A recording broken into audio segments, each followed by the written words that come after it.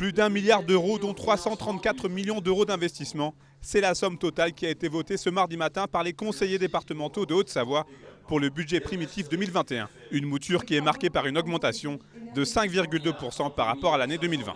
C'est un budget où on passe en dessous la barre des 100 millions d'euros d'emprunt, ce qui est très peu.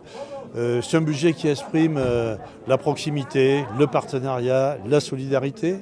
C'est un budget qui est voté à l'unanimité par les élus dans une belle et bonne ambiance.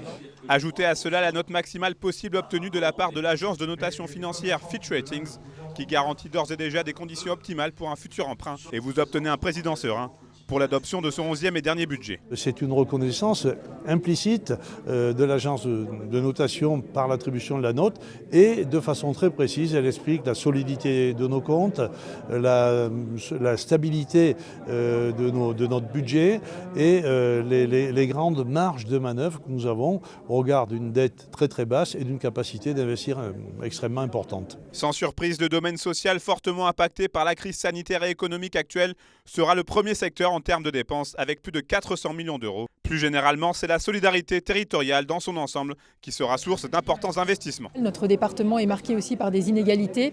Le nombre d'allocataires du RSA augmente de 20% cette année, ce n'est pas anodin. Nous savons bien que dans certains secteurs d'activité, on va avoir des difficultés. C'est déjà le cas dans le décolletage, c'est le cas du tourisme, c'est le cas dans toutes les filières. Donc il faut bien sûr préserver cette cohésion sociale. C'est aussi notre rôle. Nous sommes garants des solidarités territoriales mais aussi humaines sur ce département. Les élus haut-savoyards ont également profité de cette séance pour affirmer collégialement leur soutien au monde de la montagne française en prévision de la future réunion du 11 décembre prochain avec Jean Castex.